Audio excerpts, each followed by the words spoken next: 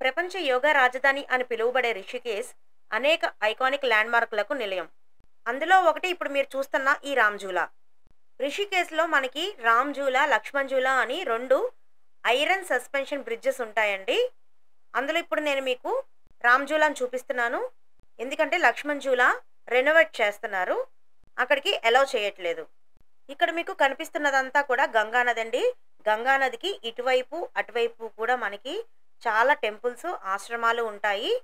ఇటువైపు నుండి అటువైపుకి వెళ్ళాలి అంటే రామ్‌ఝూలా బ్రిడ్జ్ మీద నుంచి వెళ్ళొచ్చు. లేదంటే ఇక్కడ బోటింగ్ కూడా ఉంటుంది. బోట్ మీద కూడా మనం వెళ్ళొచ్చు. ఇప్పుడు మిమ్మల్ని బోటింగ్ దగ్గరికి తీసుకువెళ్తున్నాను పదండి. ఈ ఘాట్‌ని శత్రుఘ్న ఘాట్ అంటారండి. ఇక్కడ చాలామంది స్నానాలు కూడా చేస్తున్నారు. ఎవరైనా గంగా నదిలో స్నానం చేయాలి అనుకునే వాళ్ళు ఇక్కడికి వెళ్ళినప్పుడు కూడా మీరు గంగా నదిలో స్నానం చేయొచ్చు. జస్ట్ 5 మినిట్స్ ఉంటుందండి రైడ్. ఎక్కువ సేపేమి ఉండదు. ఈ ఒడ్డు నుంచి ఆ ఒడ్డుకి తీసుకొని వెళ్తారు అంతే. టికెట్ పర్ పర్సన్‌కి 40 రూపీస్.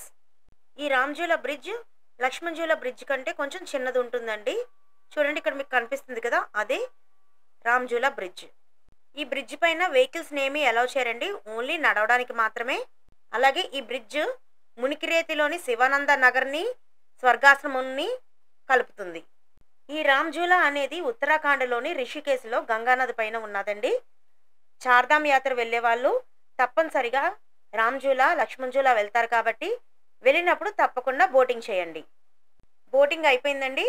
దిగిన తర్వాత ఇటువైపు చాలా టెంపుల్స్ ఉంటాయండి. టెంపుల్స్, ఆశ్రమాలు చాలా ఉంటాయి.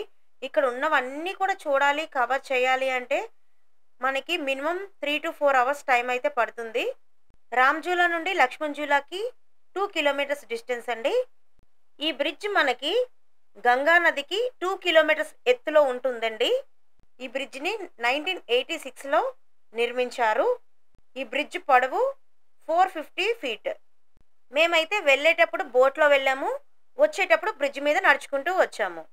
రామ్‌ఝూలా, లక్ష్మణ్‌ఝూలాలో లక్ష్మణ్‌ఝూలాయే మొదటిదండి. పౌరాణిక కథనాల ప్రకారం రాముడి తమ్ముడు అయిన లక్ష్మణుడు నేడు వంతెన ఉన్న ప్రదేశంలో జనపనార తాడుపై గంగా నదిని దాటారంటండి. లక్ష్మణ్‌ఝూలా బ్రిడ్జ్ అయితే 1929లో నిర్మించారు. పాత జనపనార వంతెన స్థానంలోనే నిర్మించారంటండి. బ్రిడ్జ్ మీద నడుస్తూ ఉంటే ఆ ఫీల్ చాలా బాగుందండి. అటువైపు, ఇటువైపు టెంపుల్స్ కనిపిస్తూ ఉంటాయి. కిందన గంగమ్మ ప్రవహిస్తూ ఉంటుంది. మరి చార్ధామ్ యాత్రకి వెళ్ళేవాళ్ళు తప్పనిసరిగా రామ్‌ఝూలా, లక్ష్మణ్‌ఝూలాకి వెళ్ళండి. అలాగే మరిన్ని ఇలాంటి వీడియోస్ కోసం అను ఫ్యామిలీ తెలుగు ట్రావెలర్ ఛానల్‌ని సబ్స్క్రైబ్ చేసుకోవడం మర్చిపోకండి. అలాగే ఈ వీడియోని లైక్ చేయండి. మీకు తెలిసిన వాళ్ళందరికీ షేర్ చేయండి.